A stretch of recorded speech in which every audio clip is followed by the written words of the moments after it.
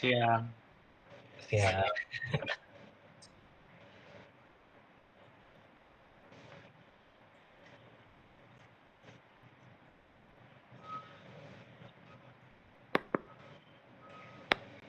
Culture shock. Nama saya Nama saya Zainal Ardian Zahir.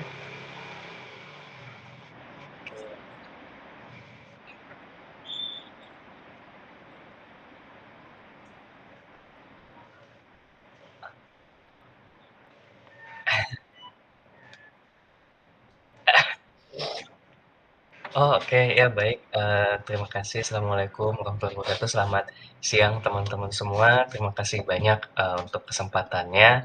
Eee, Perkenalkan saya Lintang, saat ini lagi studi S3 di, Hiroshima University di Prefektur Hiroshima di Jepang. Kebetulan sudah, tahun ketiga.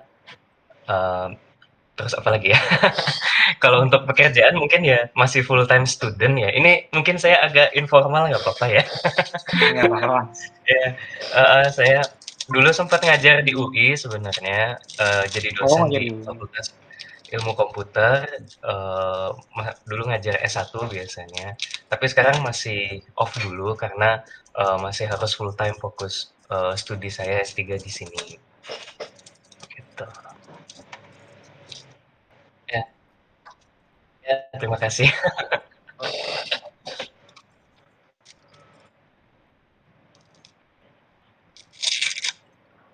Culture shock.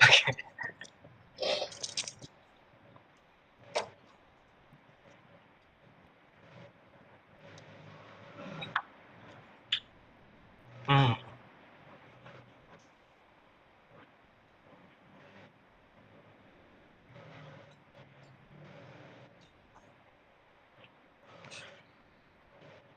mhm,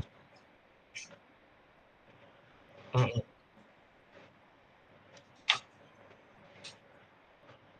heeh,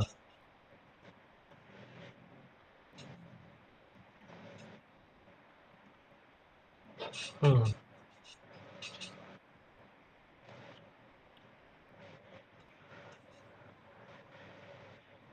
oke.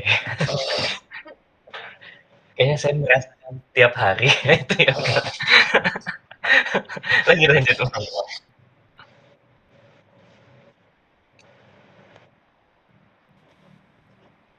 Boleh boleh.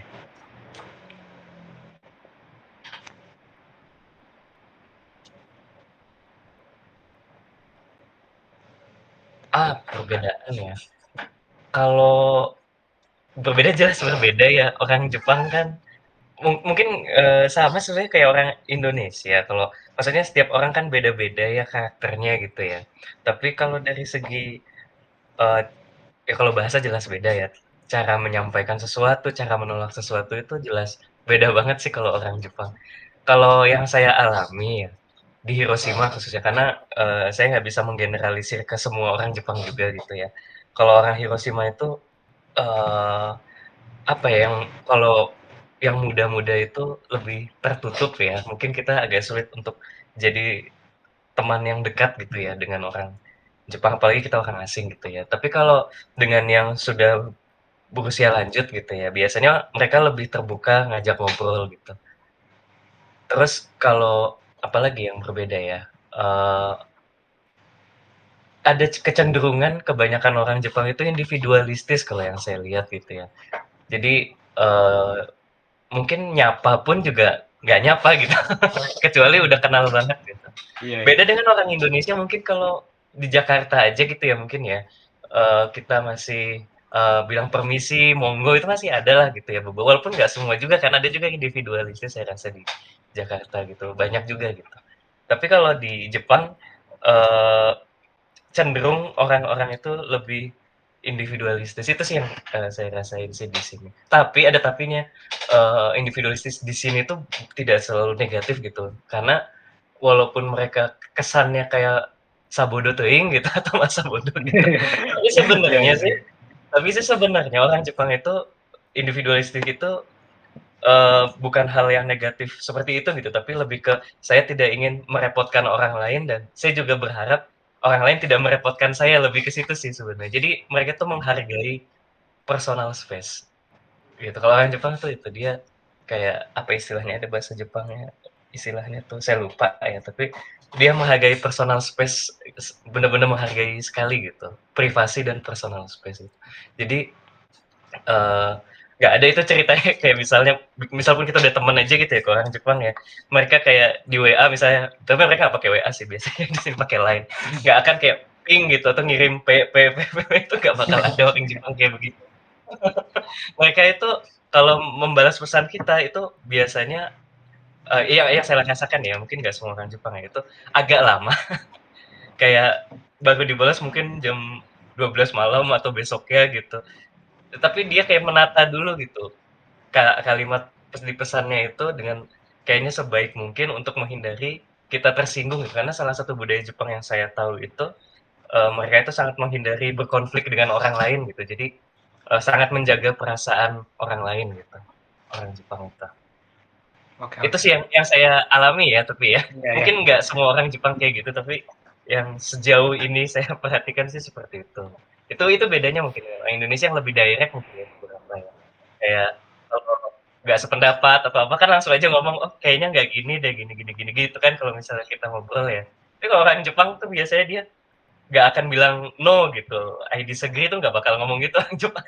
Biasanya dia bilangnya, "Ini bagus sih, tapi kayaknya bla bla bla bla," kayak kemana-mana dulu untuk menolak sesuatu gitu.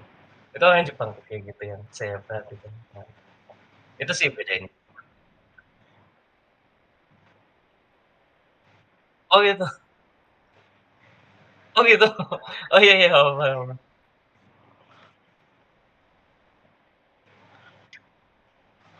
Saya mau nanya Mas, Mmm, dari Mas sendiri ini, apakah ada tradisi lokal budaya di negara tersebut yang awalnya mhm, membuat bingung Mas gitu? Jadi, Mas datang, eee, kuliah di sono, terus yang ada tradisi lokal yang dari orang situ yang membuat Mas bingung mmm. awalnya atau jadi mungkin nggak tahu gitu, paham nggak? Kalau bingung, bukan bingung sih lebih tepatnya kayak kaget kali ya. Mungkin Kaget ya? 2 aja contohnya ya, yang pertama itu Heeh, ngasih hadiah ya. Kalau orang Indonesia kan biasa ya ngasih makanan iya, gitu, iya. kayak temen atau apa gitu, dia habis dari mana gitu, oleh-oleh gitu.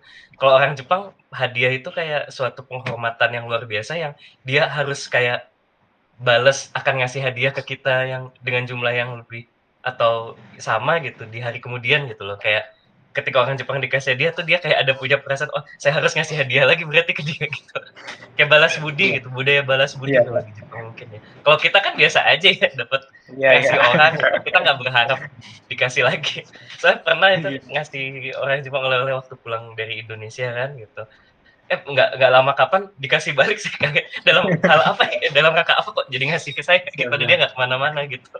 Iya, iya. Itu yang pertama. Yang kedua, ya tadi sih mungkin yang sebelumnya diceritain kalau menolak sesuatu gitu ya, biasanya orang Jepang kan nggak direct ya, nggak langsung ya. Misalnya, apa misalnya ya contohnya ya, kalau bahasa Jepangnya kan biasanya kalau nolak sesuatu, dia cuman ngomong bilang "daijoubu desu" gitu. Kalau daijoubu kan artinya nggak apa-apa kan sebenarnya secara literal gitu, nggak apa-apa. Tapi kalau, di Jepang soalnya kalau orang udah bilang nggak apa-apa, itu artinya ya nolak gitu. Heeh, gitu. Nggak bakal bilang, "Saya nggak bisa makan ini, nggak bisa makan itu," misalnya gitu, itu nggak. Biasanya dia akan ke mana-mana dulu, atau kita ajak makan atau Mhm. apa gitu. Orang Jepang mungkin nolaknya caranya bukan, "Ah, saya nggak bisa," gitu. Kalau Indonesia kan kalau nggak bisa, ya nggak bisa gitu. Kalau orang Jepang biasanya, "Ah, saya lihat jadwal saya dulu ya." Nah, itu artinya nolak gitu. Iya, nolak secara Jangan halus. ditanya lagi gitu, Iya, iya, iya. itu orang Jepang kayak gitu biasanya. Ya itu sih yang agak harus menyesuaikan.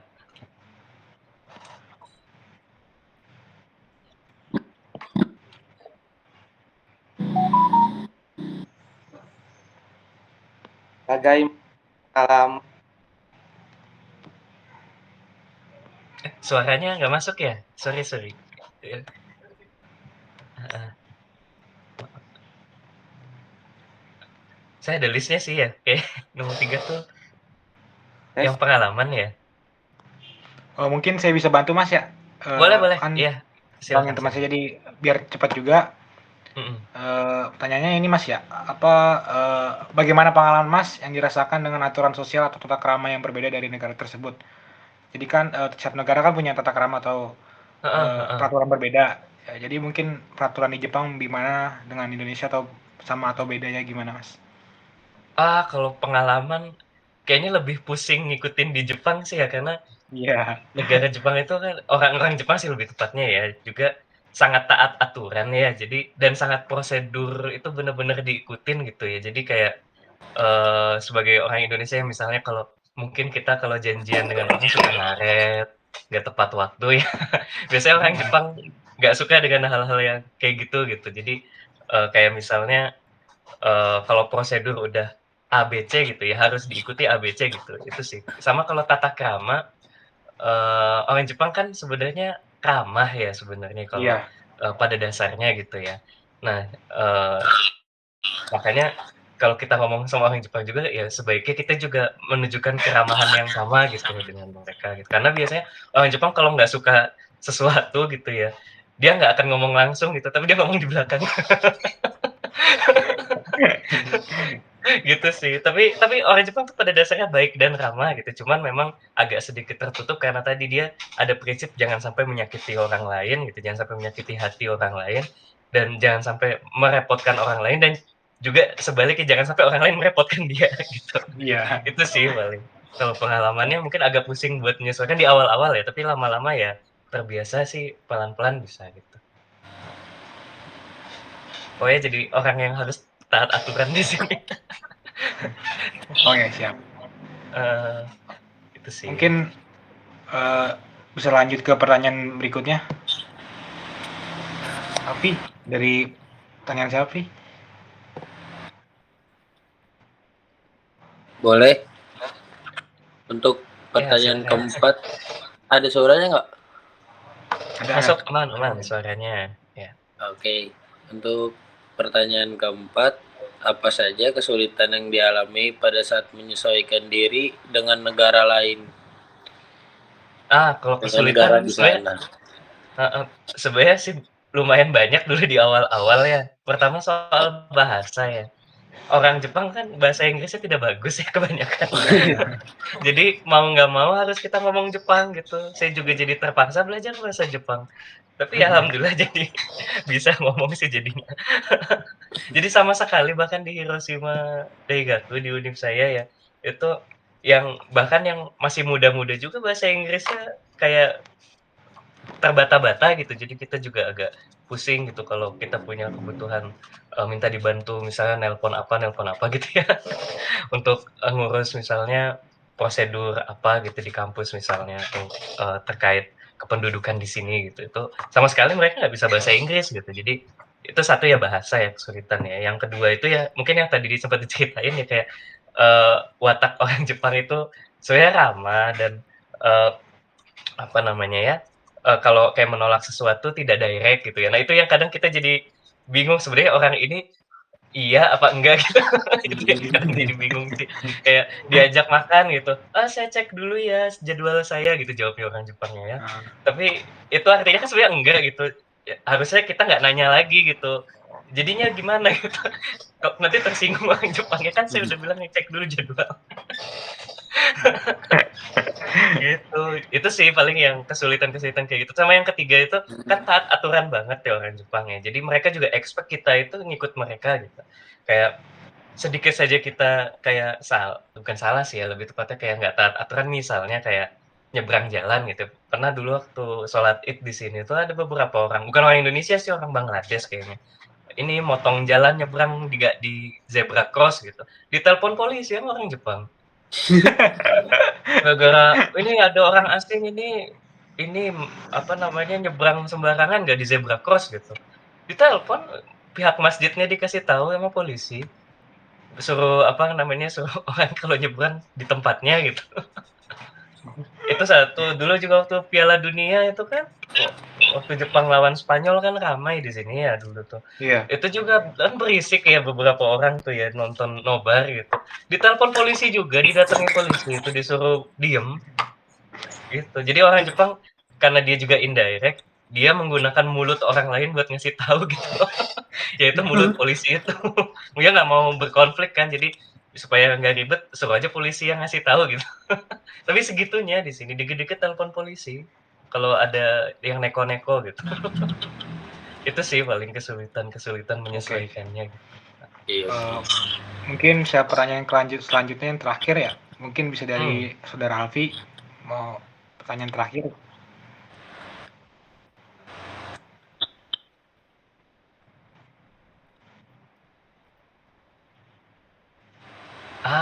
Ini sampai sekarang pun saya juga masih menyesuaikan ya bahkan. Ya maksudnya kalau menyesuaikan di awal pasti susah ya, tapi kalau yang saya lakukan ya dan satu cara yang mungkin orang lain juga biasa lakukan adalah sebelum datang ke Jepang nanya-nanya dulu biasanya gimana kalau di Jepang gitu ya, norma yang dipegang tuh seperti apa gitu. Terus sambil kita sebenarnya juga belajar bahasa itu kan kita belajar budaya juga gitu. Nah itu cara saya untuk supaya nggak terlalu culture shock banget itu gitu sih. Yang pertama belajar bahasa sekaligus budayanya sebelum ke sini dan ya pas di sini juga gitu. Terus yang kedua itu banyak nanya sih. Kayak biasanya di sini seperti apa gitu prosedurnya kalau ngurus sesuatu atau kalau misalnya kalau misalnya kita ke restoran atau gimana itu tata keramanya seperti apa gitu. Orang Jepang tuh bener-bener apa kayak kita mau habis bayar aja orang Jepang biasanya suka masih ngomong "Otsukare sama desu" gitu kayak terima kasih atas Anda yang sudah lelah-lelah gitu melayani saya gitu. Kurang lebih artinya itu gitu maknanya. Orang Jepang gitu. Itu sih. Ya pokoknya sambil apa namanya sambil jalan sih sebenarnya kalau culture shock itu lama-lama akan berkurang itu sih. Asalkan banyak berinteraksi aja gitu sama orang Jepangnya juga gitu sambil nanya ke mereka gitu. Itu tuh juga bagus gitu. Jadi menjembatani ya antara pemahaman kita yang dari Indonesia. Tapi lama-lama kalau saya pikir juga udah 2 tahun tinggal di sini, saya pulang ke Indo jadi saya yang culture shock di Indo. Iya. Saya pas pulang kemarin mau nyebrang aja pusing saya di Jakarta. Makin banyak mobil ya. Motor banyak banget. Iya, terus yang Jepang ya sama ini nyebrang. Kalau orang Jepang itu pasti mendahulukan yang nyebrang gitu. Jadi kalau kita tahu mau nyebrang gitu, pasti didahulukan. Gitu. Kalau di Indo mah boro-boro. Kalau bisa diserempet kabur kali. Itu sih paling ya buat mengatasi culture shock.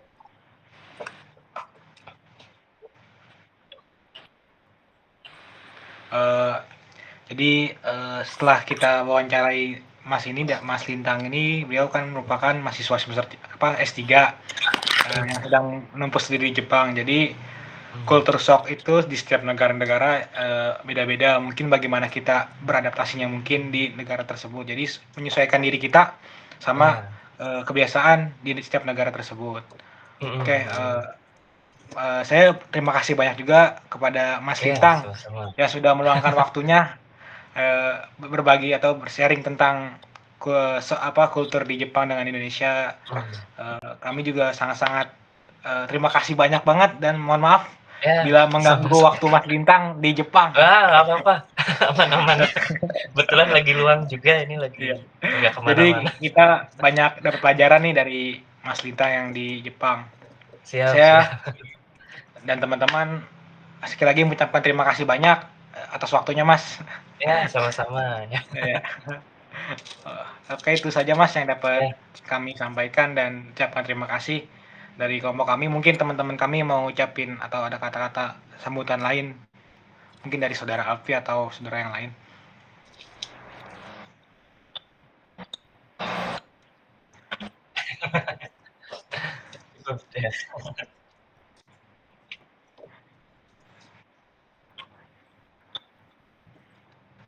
Oke. Ya, sama-sama. Ini saya juga terima kasih jadi bisa sharing. Kalau nggak dengan pertanyaan tadi mungkin saya juga, oh iya ya ternyata banyak juga culture shock saya. Kayaknya saya akan culture shock lagi pas pulang ke Indonesia nanti. Iya. Oke, kalau gitu. Makasih banyak ya teman-teman ya. Saya izin duluan kalau gitu ya. Terima kasih banyak.